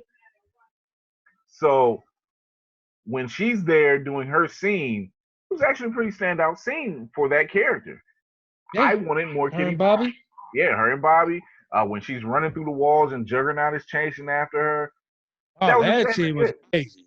That was a great scene with Kitty Pryde was a great scene. It was such a great scene that it just, I'm the Juggernaut bitch, was running around rampant all over the internet. Yeah, that was that line. Yeah, but it was a great scene. The other standout scene in that movie is when Magneto basically tears one end of the Golden Gate Bridge off and stretches it over to the island. That was another good scene. That took a lot of play. Ian McKellen as Magneto was actually amazing. So it was like, oh yeah, I loved those two scenes. Here was the con, which was pretty much 90% of the movie. Yeah. Here was the Pretty concept. much. They shoehorned so many mutants into the film that you really didn't get a chance to enjoy a lot of them, and that hurt a lot of the story structure. They didn't even name everybody. That's how many mutants there were. Yeah, they didn't. I'm like, you just had people showing That was up. just like mutant number 2, mutant number 5. Oh, that's mutant 62 over there. He only come out on Fridays. It was Just like, oh my god, it was too much going on, and the downside to it all was you killed off Professor X near the beginning, and you killed off Cyclops in the beginning, and damn, he did die at the beginning. Yeah, Cyclops went out first, and it was crazy because that leads into my last one. The character that plays Cyclops, or the actor that plays Cyclops, is James Marsden. He plays Lois Lane's husband in Superman Returns. And these two films came out probably within a year of each other. And I'm not sure. They killed him off because he went to DC. Yeah. The old payola. And it was a bad end on no matter what. Because so that leads into my last and final entry to this foray of bad sequel. Superman Returns. Now, keep my mouth shut because we all know how I feel about that one. If you didn't hear the last podcast, Superman Return is the most utteral, eviscerating. I don't even know if these words go together. I don't care. Right now, I'm trying to prove it. Superman Returns was the absolute worst comic book movie ever made on God's green earth. There is nothing to me that could be worse than Superman Returns because that movie almost made me give up on the Superman character. I've been a Superman fan my whole entire life. I have the tattoo. I always wanted to be. I thought when I was a kid, I thought I was Superman for a while. Like Superman was my favorite hero growing up, and that movie almost got me away from being a Superman fan because they killed the character and neutered him in so many ways. See, that was the thing. The pro side to Superman Returns was Brandon Routh. Oh, don't get me wrong. Brandon Routh was a good actor. He was fantastic. They were trying to embody Christopher Reeve's version of Superman, and I'm okay with that because those are really big shoes to fill. See, that's the problem. Them was shoes that he could not fill. Yeah, but the con is it depended too much on the nostalgia of that Christopher Reeve era. Yeah, because it looked like they shot it in the 80s. Like it looked like that's the look they were going for, and it just didn't work in this time of age. Where we have all these other movies. You were trying to mix a lot of stuff together. Kevin Spacey as Lex Luthor actually did not bother me, but it was just kind of like, you're giving us another Superman film. We should be getting another villain. Where's our Metallo at? You could have gave us Metallo. Yeah. You could have gave us a Metallo. That would have been that's the fight we looking for. You didn't have to be a Zod. You didn't have to be a Zod / Doomsday. Thank God. You could have gave us Metallo. You could have gave us Parasite. You could have gave us Mongol. You could have gave us Darkseid. Yeah. What's my main man on the bike? Lobo. You could have gave us Lobo. But I've always felt like you could have gave us a Brainiac or a Metallo. Oh, man. But you gave us Luthor again. You could have gave us Luthor teaming up and making Metallo. You could have gave us that. I would have been fine with that, but they went too nostalgic with it, and it stayed too hard on that alone, and it suffered. It did. I had to watch it. I went to the film like twice to see it, and it suffered. It suffered, and because I always go see a movie like these more than once. Because the first time is obviously for the excitement. The second time you're breaking it down. I've gone to movies about 3-4 times to see certain movies because you're trying to break down what it is you're seeing. What did I miss and what everything like that. but here was there's another bright side to that. And Man, they didn't you didn't get it until this past year when they did the Crisis on Infinite Earths crossover. Oh yeah. Where Brandon Routh, who's already playing the Atom on DC Legends of Tomorrow, kind of did double duty. He plays Superman again. And he's that version. He's Kingdom Come Superman. So he's that version. And obviously, the Brandon Routh we got then and the Brandon Routh we got now, you could tell it's like, okay, this dude's been hitting the weights. Heavy. Yeah, he's been hitting the weights. Look at you're not gonna see you look a little puffy, but you look a little cute. Yeah, right. So and it kind of he harkens back to what happened, because everybody was so upset about Superman having a kid, so that made him like a deadbeat dad. The ultimate deadbeat dad. Yeah, the ultimate deadbeat dad. And so in Crisis of Infinite Earths, if you haven't seen it by now, I'm sorry, spoiler alert, here it comes. He mentions that in his world, because this is more than one Earth, obviously. Yeah. This is a different Earth Superman. And in that Earth, Lois dies. His kid dies. I think Perry dies. I think Perry White actually dies. So he mentions that he lost several friends and loved ones because of a big battle. And it was it's what kind of formed him. So they kind of fixed it. Kind of. Not enough. Not enough. A little too late, maybe. A lot too late, because the biggest drawback other than the storyline was the kryptonite planet, which they never explained what the hell was going on with that. Kryptonite grows kryptonite. Like he has crystals. Like a chia pet. He had a giant chia pet island. They're like diamond crystals and kryptonite makes an island. Like, what the hell? Yeah. And it was a weak protagonist. Or antagonist. It was a weak antagonist. And it was kind of like, why did you go that route? And it was so bad, it was like, why did you give us Luthor again? Like I said, you could have gave us Luthor and Metallo. Like John Corbin. He meets John Corbin. John Corbin is some thug or whatever, and he decides, like, I need a way to defeat Superman, and I've been working on some things. And this is where you get Metallo. I could have went for that. But them getting Lex marry some old lady, she dies, he gets her yacht, they find some crystals, they find some kryptonite, throw it in some water, and boom, you got an island.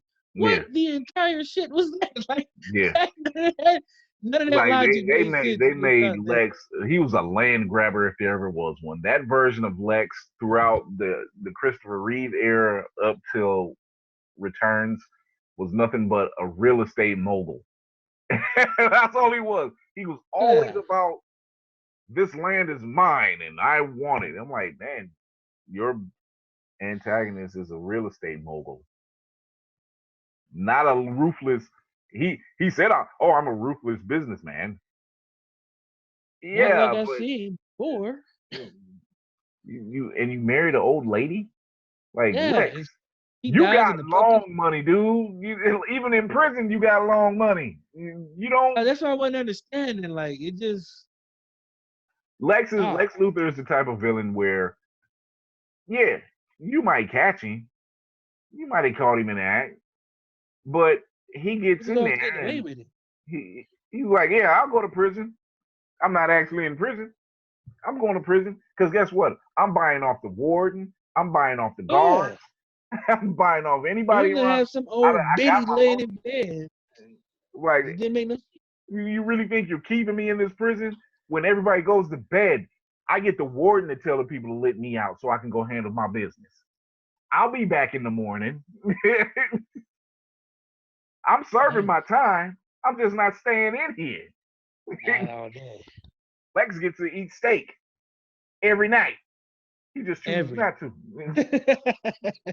He just chooses not to. So I don't know. That's just, I don't. We'll probably have another continuation of that list. That'll be a deeper dive. Oh yeah. That might be the sequel. That's going to be the sequel. Spoiler alert, people, we're going to do a sequel. All right. Well, everybody, it's been fun. We've given you some great stuff tonight. I hope you enjoyed it. I hope you and add people to it. Give Blurred's Eye View a listen on Anchor, Spotify, anywhere you can listen to your podcast. Check out our YouTube page, Check out our Facebook page, and we'll have a lot more coming to you real soon. Blurred's Eye View, out. Yeah.